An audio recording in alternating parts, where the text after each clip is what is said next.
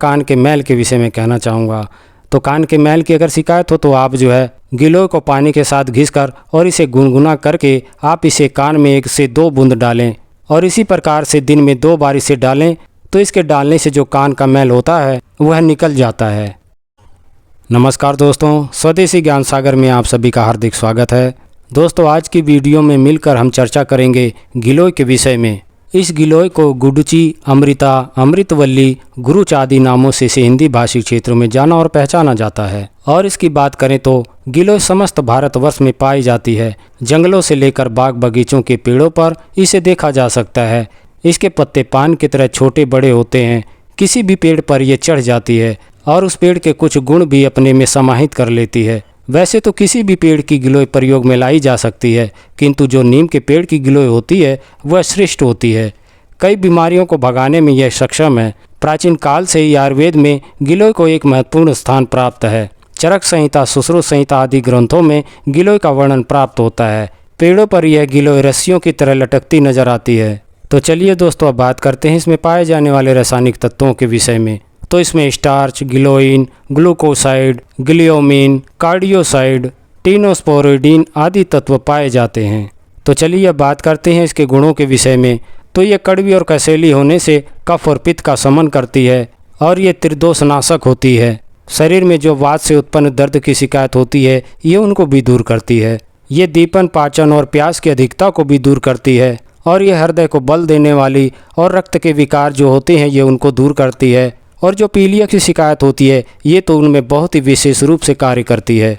ये दुर्बलता और खांसी में तो कार्य करती है, साथ में प्रमेह में भी कार्य करती है। और जो मधुमेह की शिकायत होती है ये उनमें भी बहुत अच्छा कार्य करती है। और जो त्वचा के रोग होते हैं ये उनको भी दूर करती है। और विशेषकर जो कई प्रकार के बुखारों की शिकायत होती है ये उनमें भी बहुत ही अच्छा कार्य करती है। और ये सूक्ष्म विषाणुओं के समूह से लेकर बड़े कृमियों तक ये अपना प्रभाव अच्छे प्रकार से दिखाती है।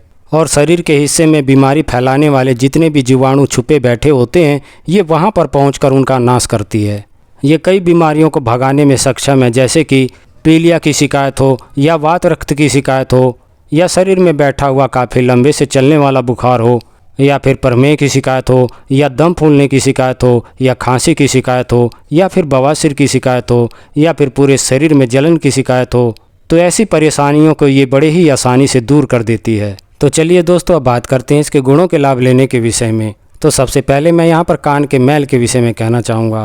तो कान के मैल की अगर शिकायत हो तो आप जो है गिलोय को पानी के साथ घिसकर और इसे गुनगुना करके आप इसे कान में 1 से 2 बूंद डालें और इसी प्रकार से दिन में 2 बार इसे डालें तो इसके डालने से जो कान का मैल होता है वह निकल जाता है। तो चलिए अब बात करते हैं हिचकी के विषय में।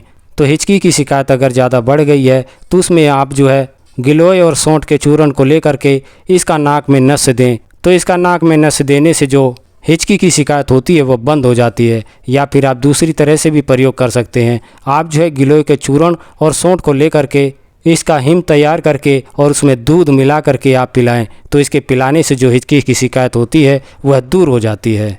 तो चलिए अब बात करते हैं पीलिया के विषय में। तो पीलिया की शिकायत हो जाती है तो आप जो है 20 से 30 ग्राम की मात्रा में गिलोय के बनाए हुए काढ़े में 2 चम्मच शहद मिला करके और इसे दिन में 3 से 4 बार पिलाएं।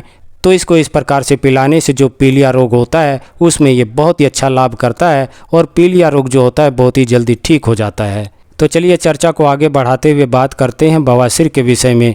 तो बवासीर की शिकायत हो जाती है तो आप जो है गिलोय, हरड़ और धनिया को लेकर के इनकी बराबर मात्रा कर लें और इन्हें कूट करके 20 ग्राम की मात्रा में लेकर आधा लीटर पानी में इसे पका करके और इसका काढ़ा तैयार करें। और चौथाई हिस्सा शेष रहने पर इसमें आप गुड़ डाल करके और सुबह शाम इसका सेवन करें। तो इसका इस प्रकार से सेवन करने से सभी प्रकार के जो बवासीर होते हैं वह नष्ट हो जाते हैं।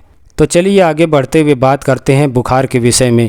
तो जैसे पुराने बुखार की शिकायत होती है और वह बुखार छूटने का नाम नहीं लेता, तो ऐसी स्थिति में आप जो है 40 ग्राम गिलोय को लेकर के और इन्हें साफ़ सुथरा करके और इन्हें कूट पीस करके मिट्टी के बर्तन में रख कर और 250 ग्राम इसमें पानी मिला करके और इसे ढक करके रात भर रखा रहने दें और सुबह उठ करके इसे मसल छान करके और इसका प्रयोग करें। तो 20 ग्राम की मात्रा में इसे लेकर दिन में 2 से 3 बार इसको पिएं। तो इसके पीने से जो पुराने बुखार की शिकायत होती है वह मिट जाती है। आप चाहें तो दूसरी प्रकार से भी इसका प्रयोग कर सकते हैं।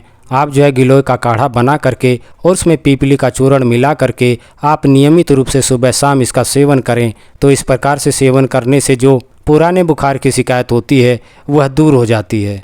तो चलिए बात करते हैं पित्त की वजह से आए हुए बुखार के विषय में। तो पित्त की गर्मी से जो बुखार हो जाते हैं तो उसमें आप जो है सुबह के समय में 20 से 40 ग्राम की मात्रा में इसका हिम ले करके और उसमें मिश्री मिला करके आप इसे सुबह शाम इसका सेवन करें। तो इसका सेवन करने से जो पित्त ज्वर की शिकायत होती है उसमें ये बहुत ही अच्छा लाभ करता है। तो चलिए बात करते हैं वात ज्वर के विषय में। तो वात ज्वर यानी कि बुखार के साथ साथ हाथ पैरों में दर्द की शिकायत होती है। तो ऐसी शिकायत में आप इसका काढ़ा बना करके और सुबह शाम इसका सेवन करें।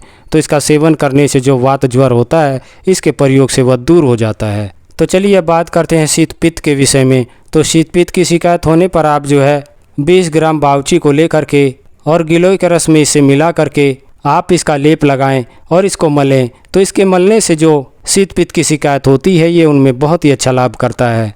तो दोस्तों आशा करता हूं कि मेरी ये जानकारी आपको पसंद आई होगी। मेरी ये जानकारी आपको पसंद आई है तो कृपया करके चैनल को सब्सक्राइब करें और इस वीडियो को लाइक और शेयर करें। साथ में बेल आइकन को भी प्रेस कर लें ताकि आने वाली हर वीडियो आप तक पहुंचती रहे।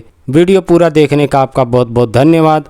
फिर मिलते हैं अगली वीडियो में नई जानकारी के साथ। तब तक के लिए नमस्कार, जय हिंद, जय भारत।